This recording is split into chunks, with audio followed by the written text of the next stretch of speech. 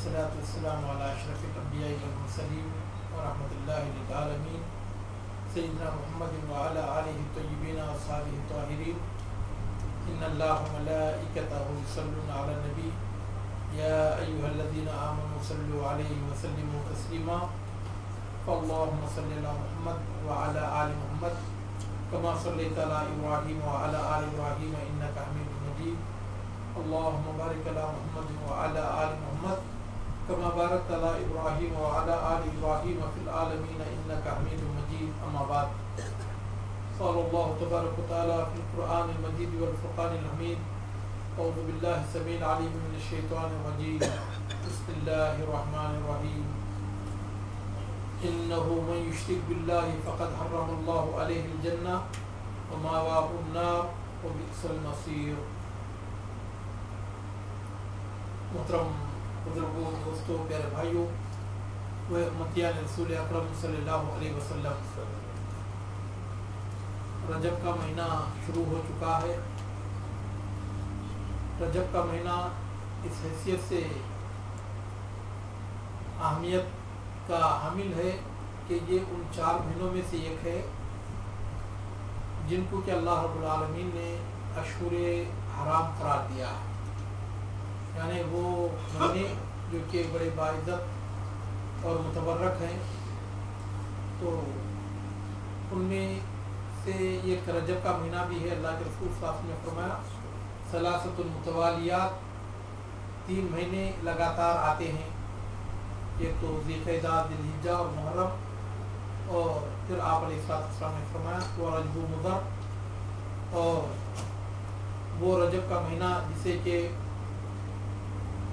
قبیل مضر مانتا ہے اور جس کا بڑا احترام کرتا ہے۔ میرے محترم دوستو، مفسرین کرام نے ان 4 مہینوں کو باعزت اور حرمت والے قرار دینے کی جو حکمت بیان کی ہے وہ یہ کہ ذی الحجہ میں لوگ، ذی القعدہ میں لوگ حج کے لیے نکلتے تھے، ذی الحجہ میں حج کرتے اور محرم میں اپنے گھروں کو پہنچتے تھے۔ تو ان 3 مہینوں میں راستے پرامن ہوتے اور لوگ کہیں بھی بے خطر و خوف عرب میں سفر کیا کرتے تھے۔ اور پھر اللہ رب العالمین نے رجب کے مہینے کو بھی اشہر حرام میں سے ایک قرار دیا، تو اس مہینے میں بھی قتل و غارت گیری رک جاتی اور راستے پرامن ہو جاتے۔ تو لوگ اس مہینے کا فائدہ اٹھاتے ہوئے اور اس امن کا فائدہ اٹھاتے ہوئے رجب میں، اس زمانے میں، زمانے جاہلیت میں لوگ کثرت سے عمرے کیا کرتے تھے۔ اور رجب کی جو فضیلت ہے وہ صرف یہی ہے کہ یہ ان 4 مہینوں میں سے ایک ہے جن کی عزت اور حرمت کا اعلان اللہ رب العالمین نے آسمان و زمینوں کو پیدا کرنے سے بہت پہلے اللہ تعالیٰ نے کیا ہے۔ میرے محترم دوستو، رجب کے مہینے میں لوگ کئی کام کرتے ہیں اور اس کے تعلق سے یہ عقیدہ رکھتے ہیں کہ یہ سارے کے سارے مبارک کام ہیں۔ تو ان میں سے ایک چیز ہے صلاۃ الرغائب، یعنی یہ 15ویں رجب کو لوگ پڑھتے ہیں، رجب کی 15ویں تاریخ کو، اور یہ مغرب کے بعد سے لے کر عشاء کے درمیان یہ پڑھی جاتی ہے۔ اور بعض لوگوں نے یہ بھی کہا ہے کہ یہ رجب کی جو پہلی رجب کا مہینہ جب شروع ہو تو اس کی پہلی جمعرات کو یہ مغرب اور عشاء کے درمیان یہ نماز پڑھی جائے، اور اس میں ہوتا یہ ہے کہ 12 رکعت نماز وہ پڑھی جاتی ہے۔ الحم کے بعد 3 مرتبہ انا انزلناہ فی لیلۃ القدر، اور اس کے بعد پھر 12 مرتبہ قل اللہ کا سورہ پڑھا جاتا ہے، اور پھر ہر سجدے میں ایک مخصوص تسبیح بیان کی جاتی ہے، اور اس کے بعد پھر 70 مرتبہ اللہ کے رسول صلی اللہ علیہ وسلم پر درود پڑھا جاتا ہے، اور کئی تسبیحات وہ پڑھی جاتی ہیں۔ اور اس کے تعلق سے یہ عقیدہ رکھا جاتا ہے کہ جو شخص یہ نماز پڑھے گا اور یہ سب کام کر کے جو بھی حاجت اللہ تعالیٰ سے طلب کرے گا تو اللہ تعالیٰ اس کی ہر حاجت کو پوری کر دے گا۔ میرے محترم دوستو، حقیقت یہ ہے کہ اس طرح کی نہ تو کوئی صحیح حدیث ہے نہ تو ضعیف حدیث ہے۔ ضعیف حدیث بھی اس کے تعلق سے کوئی نہیں ہے، اور یہ عمل بدعت ہے اور اس کا کوئی ثبوت قرآن و حدیث سے نہیں ہے۔ اور اسی طرح لوگ رجب کے مہینے میں عمرے بہت زیادہ کرتے ہیں، اور لوگوں کے درمیان یہ بات بھی مشہور ہو چکی ہے کہ اللہ کے رسول صلی اللہ علیہ وسلم نے اپنے سارے کے سارے عمرے رجب میں کی، حالانکہ اللہ کے رسول صلی اللہ علیہ وسلم نے اپنی زندگی میں یہ بھی عمرہ رجب میں نہیں کی۔ آپ علیہ السلام نے پورے 4 عمرے کیے، ان میں سے 3 ذی القعدہ میں کیے، اور چوتھا آپ علیہ السلام نے اپنے حج کے ساتھ آپ نے ذی الحجہ میں کیا۔ تو رجب میں عمرہ کرنا کوئی ایک مخصوص ثواب کا کام نہیں، جیسا کہ رمضان میں ہے کہ اللہ کے رسول صلی اللہ علیہ وسلم نے فرمایا کہ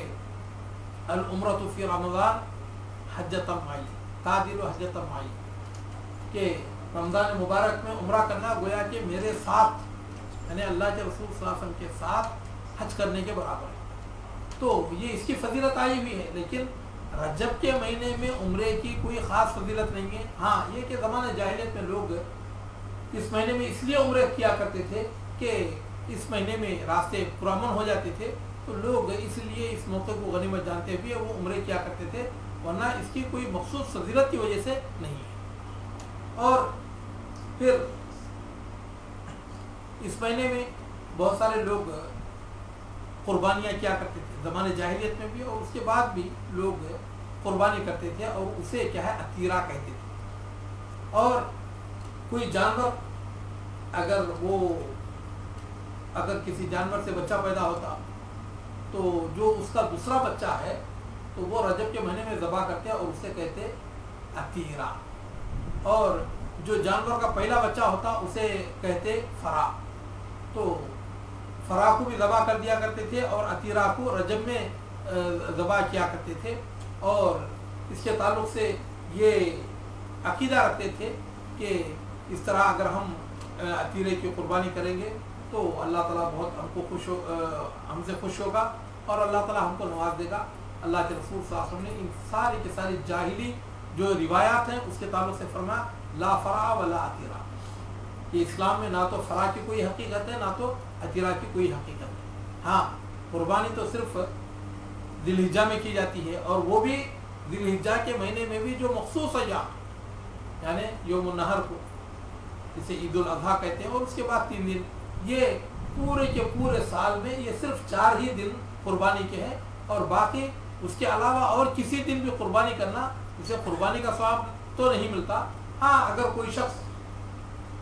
اللہ تعالیٰ کے راستے میں کوئی صدقہ وغیرہ کرنا چاہتا ہے تو وہ تو کسی بھی مہینے میں کر سکتا ہے، لیکن اس کے لیے رجب کے مہینے کو مخصوص کر لینا یہ بالکل غلط چیز ہے۔ اور پھر اسی طرح لوگ اسی مہینے میں شب معراج مناتے کہ اللہ کے رسول صلی اللہ علیہ وسلم کو اس مہینے میں معراج، اللہ تعالیٰ نے معراج کا تحفہ دیا، اور آپ علیہ السلام کو معجزہ معراج اور اسراء اللہ تعالیٰ نے عطا کیا۔ تو اس رات کو بھی لوگوں نے فکس کر رکھا ہے، یہ 27 رجب کی رات ہے۔ تو اس لیے ہمارے ملکوں میں ہم دیکھتے ہیں کہ لوگ ساری رات جاگ کر عبادت کرتے ہیں اور اس میں ایک مخصوص نماز پڑھتے ہیں۔ تو میرے محترم دوستو، اصل کسی صحیح حدیث سے یہ ثابت نہیں ہے کہ یہ جو آپ علیہ السلام کا واقعہ اسراء معراج پیش آیا تھا یہ رجب کے مہینے میں پیش آیا یا رجب کی فلاں تاریخ کو پیش آیا۔ یہ تو علماء کے کچھ اقوال ہیں، کسی نے محرم کو کہا، کسی نے رمضان کو کہا، کسی نے کہا کہ یہ رجب ہے۔ تو بہرحال کئی باتیں لوگوں کے اندر مشہور ہیں، اور اس میں سے ایک مشہور قول یہ بھی ہے کہ رجب کی 27 تاریخ کو آپ علیہ السلام کو اللہ رب العالمین نے معجزہ اسراء و معراج عطا فرمایا۔ یہ صرف اقوال ہیں، لیکن قرآن و حدیث سے کوئی بات اس کے تعلق سے ثابت نہیں ہے۔ تو جب ثابت ہی نہیں ہے تو کسی ایک مخصوص رات کو ہم یہ قرار دینا کہ بالکل اسی رات کو اللہ کے رسول صلی اللہ علیہ وسلم معراج پر تشریف لے گئے، تو میرے محترم دوستو گویا کہ ہم یہ اس بات کا اعلان کر رہے ہیں کہ اللہ کے رسول صلی اللہ علیہ وسلم جن کو اللہ رب العالمین نے اسراء و معراج عطا فرمائی تو ان کو تو پتہ نہیں تھا، لیکن ہم کو اس کا علم ہو۔ تو میرے محترم دوستو، اللہ کے رسول صلی اللہ علیہ وسلم نے جو معراج کا تحفہ ہمیں دیا ہے، یعنی 5 وقتہ نمازیں، اگر کوئی بندہ 5 وقت کی نمازیں ادا کرتا ہے اور اللہ تعالیٰ کی توحید پر وہ قائم رہتا ہے اور جتنے بھی حلال کام ہیں وہ کرتا ہے، جتنے بھی حرام کام ہیں ان سے بچتا ہے، تو انشاءاللہ یہ اس کی مغفرت کے لیے کافی ہے۔ لیکن حقیقت یہ ہے کہ لوگوں نے تو جو 5 وقتہ نمازیں ہیں اسے تو چھوڑ دیا۔ اب ہمارے ملکوں میں ہوتا یہ ہے کہ 27ویں رجب کی رات کو ہر طرف لوگ نماز پڑھتے ہوئے نظر آئے، اور عالم یہ ہے کہ پھر صبح میں دیکھیں گے تو صبح کی نماز میں وہ رات کی جو بھیڑ ہے وہ آپ کو نظر نہیں آئے گی، بلکہ 2-4 جو صفحے ہیں وہی آپ کو زیادہ نظر آئیں گے، باقی سارے کے سارے لوگ ساری رات تھک کر جو سوئیں گے تو پھر وہ دوپہر کو ہی اٹھیں گے۔ میرے محترم دوستو، یہ اللہ کے رسول صلی اللہ علیہ وسلم کی معراج کا مذاق ہم اپنے عمل سے اڑا رہے ہیں۔ اللہ کے رسول صلی اللہ علیہ وسلم نے اپنی زندگی کی آخری وصیت جو امت کو فرمائی، الصلاۃ الصلاۃ الصلاۃ وما ملکت ایمانکم، کہ نماز نماز نماز، اور جو اپنے محکومین ہیں اور جو تمہارے ہاتھ کے نیچے کام کرتے ہیں ان کا خیال رکھو۔ لیکن افسوس یہ ہے کہ ہم نے یہ سمجھ لیا کہ شب معراج کو اگر ہم نے 100 رکعت نماز پڑھ لی تو پھر ساری زندگی کے لیے کافی ہے۔ تو میرے محترم دوستو، اس طرح 27ویں رجب کو شب معراج منانا اور اس میں مخصوص عبادت کرنا، یہ سارے کے سارے خرافات و بدعات ہے، اور اس کا کوئی ثبوت قرآن و حدیث سے نہیں۔ اور اس مہینے کی آمد سے ہی یہ ایک چیز جو لوگوں کے کانوں میں زیادہ پڑتی ہے وہ ہے رجب کے کنڈے۔ رجب کے کنڈوں کے تعلق سے یہ آپ کو بات بتاتا چلوں کہ اس بدعت کو ہندوستان میں رائج ہوئے تقریباً یہ 110 سال کا عرصہ گزرا، یہ 110 نہیں بلکہ 106 سال۔ 1906 میں ریاست رامپور جو کہ اب اتر پردیش میں ہے، تو اس کا ایک نواب ہوا کرتا تھا، تو 1906 میں خورشید احمد مینائی جو کہ یہ شیعہ شاعر تھا، اس نے ایک 2 ورقی کتاب لکھی اور اس کا نام اس نے رکھا داستان عجیب، اور اس میں اس نے حضرت امام جعفر صادق رحمۃ اللہ علیہ کا یہ قول لکھ دیا کہ جو شخص رجب کی 22ویں تاریخ کو میری نیاز کرے گا، میرے کنڈے کرے گا، اور پھر اس کے بعد مجھ سے جو بھی نظر مانے گا تو میں اس کی ہر نظر کو پوری کروں گا، اگر وہ نظر پوری اس دنیا میں نہ ہو تو کل قیامت کے دن اس کا ہاتھ ہوگا اور میرا دامن۔ میرے محترم دوستو، اصل آئیے یہ پہلے دیکھ لیتے ہیں کہ حضرت امام جعفر صادق رحمۃ اللہ علیہ کون ہے۔ حضرت امام جعفر صادق رحمۃ اللہ علیہ یہ حضرت امام موسیٰ کاظم رحمۃ اللہ علیہ کے فرزند ہیں، اور حضرت موسیٰ کاظم رحمۃ اللہ علیہ یہ حضرت علی زین العابدین رحمۃ اللہ علیہ کے فرزند ہیں۔ حضرت علی زین العابدین رحمۃ اللہ علیہ یہ حضرت حسین ابن علی رضی اللہ تعالیٰ عنہ جو کہ اللہ کے رسول جناب محمد رسول اللہ صلی اللہ علیہ وسلم کے نواسے ہیں، ان کے فرزند تھے۔ اور حضرت حسین رضی اللہ تعالیٰ عنہ کو تو ساری دنیا جانتی ہے، اور ان کے والد حضرت علی رضی اللہ تعالیٰ عنہ تھے جو کہ خلیفۃ المسلمین، امام المتقین، اور پھر جناب محمد رسول اللہ صلی اللہ علیہ وسلم کے وہ چچا زاد بھائی بھی تھے، مسلمانوں کے خلیفہ راشد بھی تھے، اور آپ علیہ الصلوۃ والسلام کا انہوں نے 10 سال سے ہی آپ علیہ الصلوۃ والسلام کا ساتھ دیا، اور اللہ کے رسول صلی اللہ علیہ وسلم نے اپنی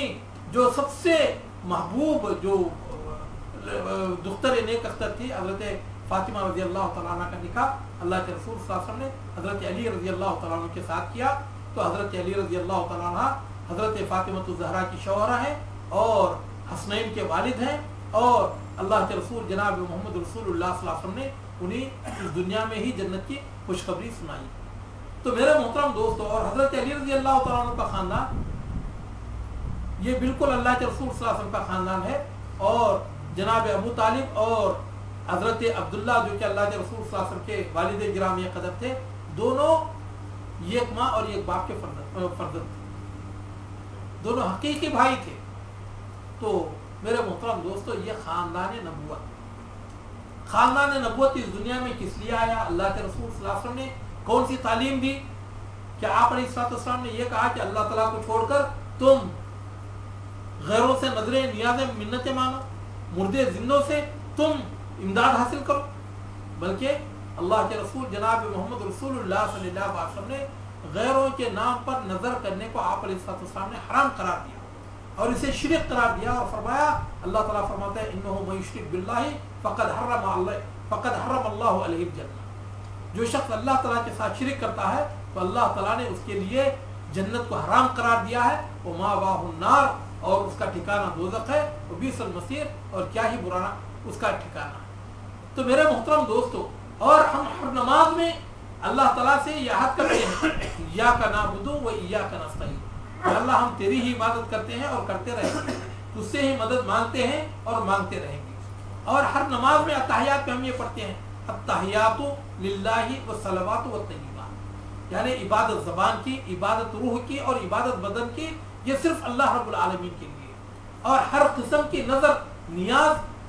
نیاز یہ مالی عبادت ہے، اور مالی عبادت سوائے اللہ کے لیے،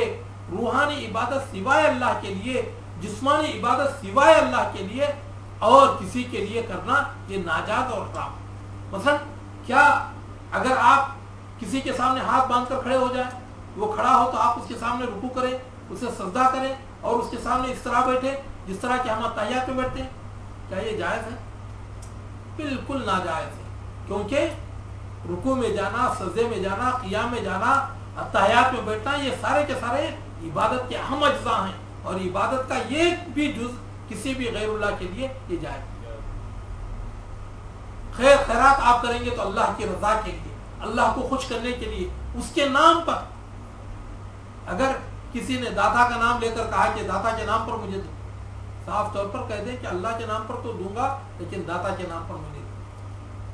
غریب نواز کے نام پر اگر کوئی مانگے تو صاف کہہ دے کہ اللہ کے نام پر مانگنا ہو تو مانگ دوں گا لیکن میں غیر اللہ کے نام پر نہیں دے سکتا۔ کوئی بھی نظر، اللہ کے رسول صلی اللہ علیہ وسلم نے فرمایا کہ دخل رجل فی الجنت بذباب ودخل النار رجل فی ذباب، یہ ایک مکھی کی وجہ سے ایک آدمی جنت میں چلا گیا، یہ ایک مکھی کی وجہ سے ایک آدمی دوزخ میں چلا گیا۔ صحابہ کرام رضوان اللہ علیہ مجمعین نے کہا کہ اللہ کے رسول صلی اللہ علیہ وسلم یہ ایک مکھی کی وجہ سے کیسے جنت میں چلا گیا، ایک مکھی کی وجہ سے کیسے دوزخ میں چلا گیا؟ آپ علیہ السلام نے فرمایا دو بندے مسلمان اور ان کا جو گزر تھا وہ مشرکوں اور کافروں کے علاقے سے ہو رہا تھا، وہاں انہوں نے اپنی کوئی دیوی دیوتا کو نسب کیا تھا، تو جس وقت یہ دونوں پہنچے تو انہوں نے ان کو پکڑ لیا، پکڑ کر کہا کہ ہر گزرنے والے کے لیے ضروری ہے کہ وہ اس دیوی پر کچھ نہ کچھ چڑھاوا چڑھا کر کوئی نیاز پیش کر کے جائے۔ انہوں نے کہا بھئی ہم تو مسافر ہیں، ہمارے پاس کوئی چیز نہیں۔ کہا کچھ تو کرو، کہا کوئی چیز نہیں، کہا مکھی ہی مار کر ڈال دو اس کے نام۔ ایک نے کہا مکھی اللہ کی مخلوق ہے اور اسے میں غیر اللہ کے نام پر نہیں مار سکتا۔ ہم جانور کو ذبح کرتے ہیں اللہ کا نام لے کر کہ اللہ تعالیٰ کے حکم سے، اللہ تعالیٰ نے مجھے تیرا گوشت کھانے کا حکم دیا اس لیے اللہ کا نام لے کر میں ذبح کرتا ہوں۔ گوشت حلال ہے، لیکن اسی کو اگر آپ کسی اور کے نام سے ذبح کر دیں گے تو میرے محترم دوستو بکرا بھی آپ کے لیے حرام ہو جائے گا، گائے بھی آپ کے لیے حرام ہو جائے گی، بیل بھی آپ کے لیے حرام ہو جائے گا، اونٹ بھی آپ کے لیے حرام ہو جائے گا۔ چاہے سارا قرآن مجید آپ تلاوت کیوں نہ کریں، لیکن اگر لے جا کر بت کے سامنے آپ ذبح کر دیں کیا جائز ہو جائے؟ قبر کے سامنے لے جا کر ذبح کر دیں تو جائز ہو جائے؟ نہیں۔ تو اس نے کہا کہ میں اللہ کے نام کے علاوہ اور کسی کی جان، اللہ کے نام پر ہی میں کسی کی جان لے سکتا ہوں، غیر اللہ کے نام پر نہیں لے سکتا۔ انہوں نے قتلوہ فدخل الجنہ، اسے مار ڈالا اور وہ جنت میں چلا۔ دوسرے نے کہا کہ مچھی کی ہی تو بات ہے، یوں کر کے اس نے پکڑا اور ایک مچھی کو مار کر ڈال دیا۔ آپ نے السلام نے فرمایا اس کی وجہ سے وہ دوزخ میں چلا۔ تو میرے محترم دوستو، صرف مچھی کو غیر اللہ کے نام پر اگر ماننے سے آدمی دوزخ میں چلا جاتا ہے، اگر کوئی شخص پورے کنڈے کرتا ہے، ان کو پوریوں سے بھرتا ہے، شیرینیوں سے بھرتا ہے اور اس میں خود کھاتا ہے اور کھلاتا ہے اور یہ سمجھتا ہے کہ اس کے کرنے کے بعد میں جو بھی مراد مانگوں گا تو حضرت امام جعفر صادق رحمۃ اللہ علیہ میری مراد کو پوری کریں گے، تو میرے محترم دوستو کیا آپ ہی غور کریں کہ کیا اس حدیث کی روشنی میں ایسا آدمی جنت میں جا سکتا ہے؟ میرے محترم دوست، اور یہ حضرت امام جعفر صادق رحمۃ اللہ علیہ پر کھلا بہتان ہے.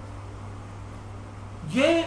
عقیدے کو پیش کرنے والے ایک مخصوص ذہنیت کے لوگ ہیں جن کو یہ شیعہ کہا جاتا ہے، اور انہوں نے ہی صحابہ کرام انہوں نے ہی امت میں شرک کے بیج بونے کے لیے اور غیر اللہ سے امداد طلب کرنے کے لیے اور پھر حضرت امام جعفر صادق رحمۃ اللہ علیہ کی طرف انہوں نے غلط قول منسوب کر دیا. میرے محترم دوست، حضرت امام جعفر صادق رحمۃ اللہ علیہ یہ خاندان نبوت سے ان کا تعلق تھا اور یہ وہ اپنے وقت کے ایک بہت بڑے عالم اور بہت بڑے امام تھے، اور حتیٰ کہ حضرت امام ابو حنیفہ رحمۃ اللہ علیہ جیسے ائمہ دین نے ان سے شرف تلمذ حاصل کیا اور ان سے حدیث پڑھی ہے. تو میرے محترم دوستو کیا وہ یہ کہہ سکتے ہیں کہ میرے مر جانے کے بعد تم میرے نام کے کنڈے کرو اور مجھ سے تم مدد مانگو اور تمہاری جو بھی تم مانگو گے تو ہر مراد کو میں پوری کروں؟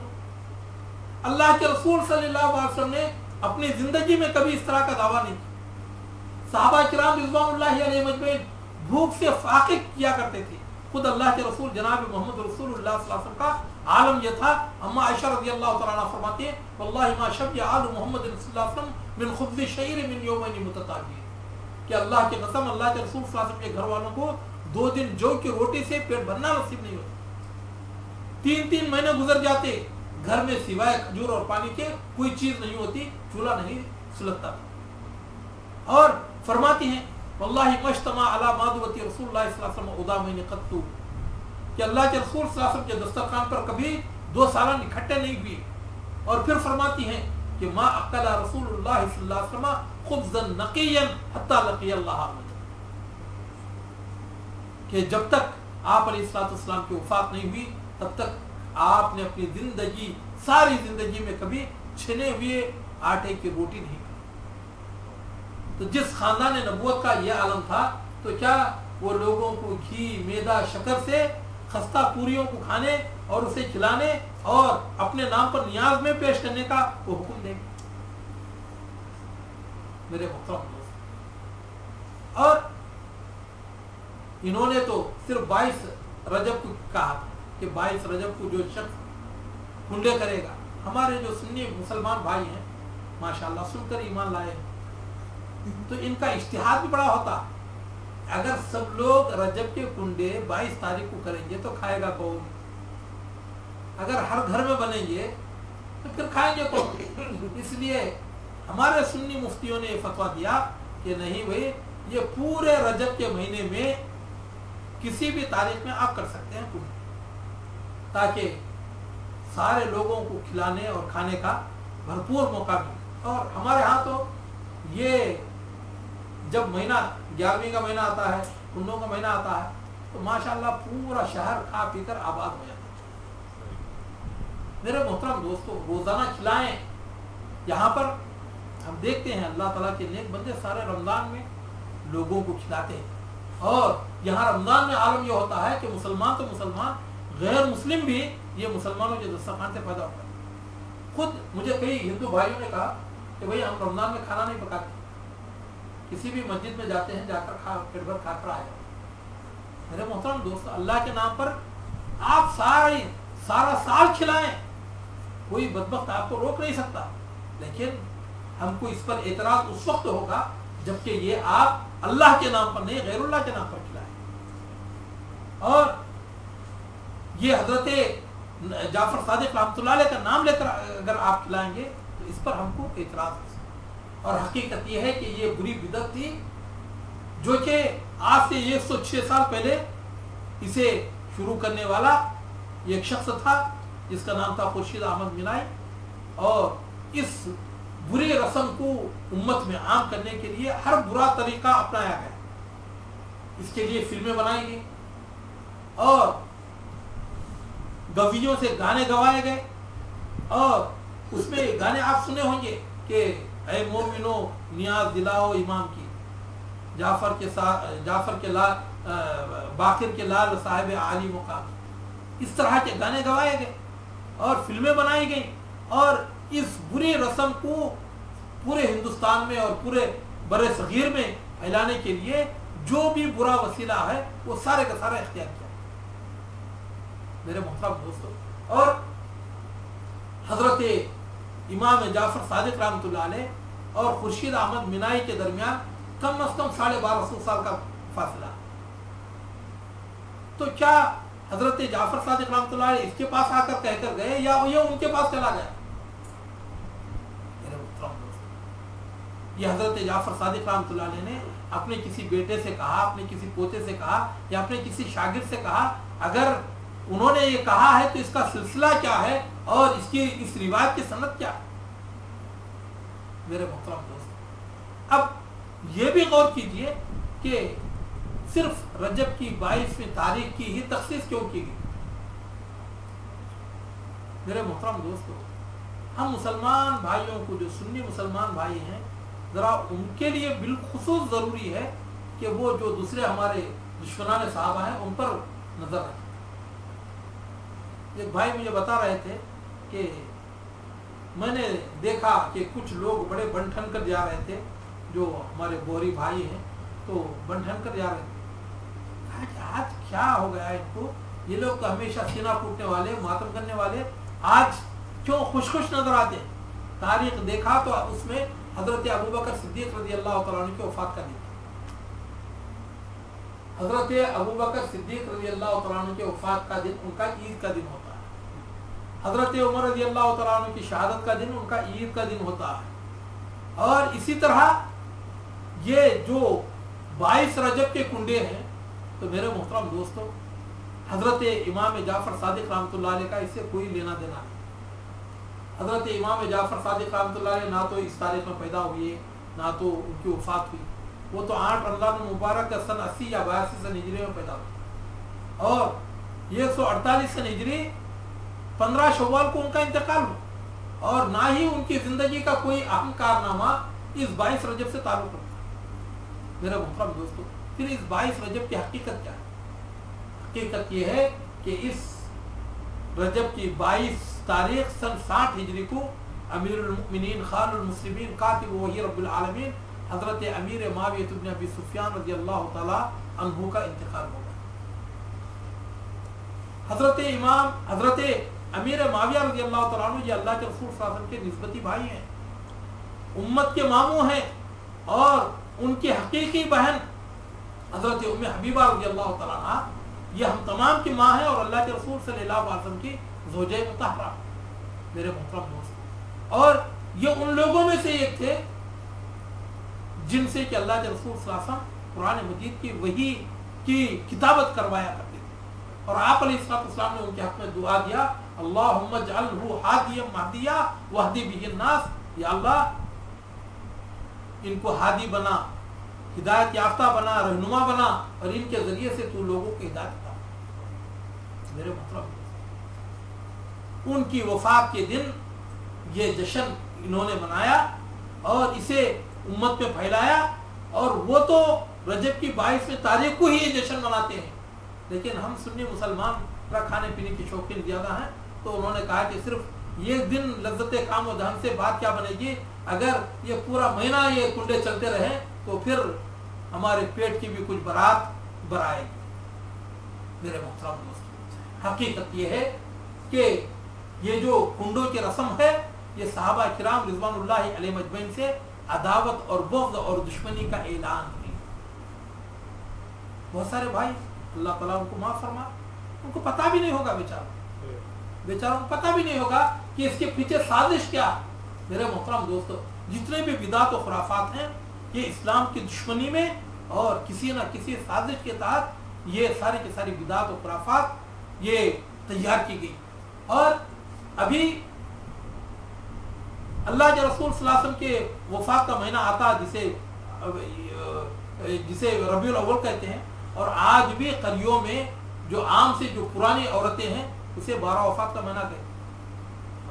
और सारी उम्मत इस बात पर मुत्तफिक है कि अल्लाह के रसूल सल्लल्लाहु अलैहि वसल्लम की वफात 12 रबीउल अव्वल को। आप अलैहिस्सलाम की विलादत के ताल्लुक से इख्तिलाफ है कि 12 रबीउल अव्वल को पैदा हुई कि 9 रबीउल अव्वल को पैदा हुई। मुहक्किकीन की अक्सरियत ने 9 रबीउल अव्वल को करार दिया, लेकिन 12 पर तमाम का इत्तेफाक है कि 12 को अल्लाह के रसूल सल्लल्लाहु अलैहि वसल्लम की वफात हुई। लेकिन आज हम सुन्नी मुसलमान उस दिन क्या करते हैं कि हम बिरयानी बनाते हैं, खुशियां मनाते हैं और वो कुछ करते हैं कि अगर अपने बाप के मरने का जो दिन है बरसी है तो उसमें तो रोते हैं,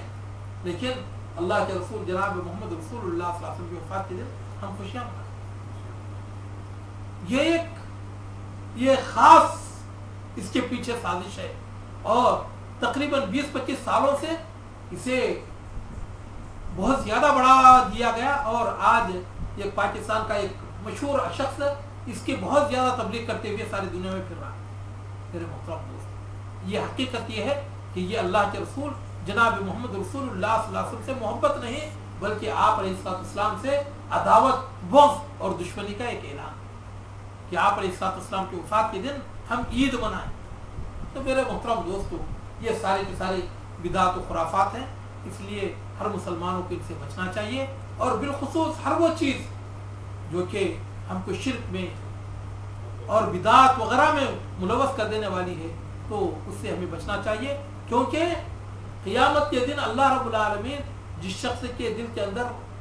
राई के दाने के बराबर भी ईमान नहीं होगा उसे भी जन्नत में दाखिल करेगा, लेकिन मुशरिक को अल्लाह ताला जन्नत में दाखिल नहीं करेगा। अल्लाह ताला फरमाता है, हदीस कुदसी के अल्फाज हैं, या अबदी लो अतैतनी बिक़ुराबिल अर्ज़ि ख़ताया सुम्मा लक़ीतनी ला तुश्रिकु बि शैया लअतैतुका बिक़ुराबिहा। मेरे बंदे, अगर तू जमीन भर कर गुनाह लेकर मेरे पास है लेकिन तेरे नामे आमाल में अगर शिर्क नहीं है तो तेरे सारे के सारे गुनाह माफ करके मैं तेरे जितने गुनाह है उतनी मग़फ़िरत लेकर मैं तुझसे मुलाकात करूं। तो मेरे दोस्त, फिर हमारे लिए ज़रूरी है कि इस तरह के जितने भी शिर्क और बिदात और खुराफात हैं जिसकी के निस्बत इन अइम्मा अतहार की तरफ की गई है और जो कि हम तमाम का ईमान और यकीन और अकीदा है कि इस तरह के शिर्क और बिदात का हुक्म कोई भी जिसका सही ताल्लुक अल्लाह के रसूल जनाब मोहम्मद रसूलुल्लाह सल्लल्लाहु अलैहि वसल्लम के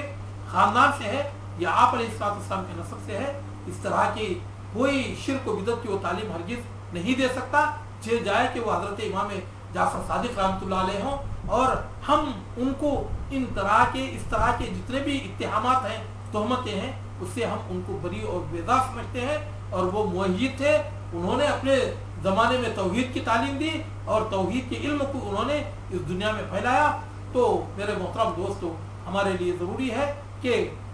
हम दुश्मनान इस्लाम की इस साजिश को समझें और इस तरह के जितने भी बिदात और खुराफात हैं इससे हम तौबा करें। अल्लाह ताला से दुआ है कि अल्लाह ताला मुझको और आपको और तमाम मुसलमानों की इन बातों पर अमल करने की तौफीक अता फरमाए और जितने भी हमारे भाई इस तरह के बिदअतों में मुब्तला हैं, अल्लाह रब्बुल आलमीन उनको तौहीद की दौलत से मालामाल होने की तौफीक अता फरमाए और अल्लाह रब्बुल आलमीन उन्हीं बिदात और खुराफात से निकाल कर हकीकी मानों में उनको सुन्नी बनाए और सुन्नत पर अमल करने वाला बनाए। आमीन। मोहतरम दोस्तों, एक ऐलान ये है कि इंशाअल्लाह मैं हफ्ते के दिन सफ़र जा रहा हूँ और मेरे जगह पर मोहतरम हमारे कारी सलीम साहब यहाँ पर दर्स इरशाद फरमाएंगे। आप भाइयों से गुजारिश है कि जिस तरह आप लोग यहाँ पर तशरीफ़ रखते थे इस तरह उनके दर्स में भी आप ज़रूर शिरकत फरमाएँ। अस्सलाम वालेकुम।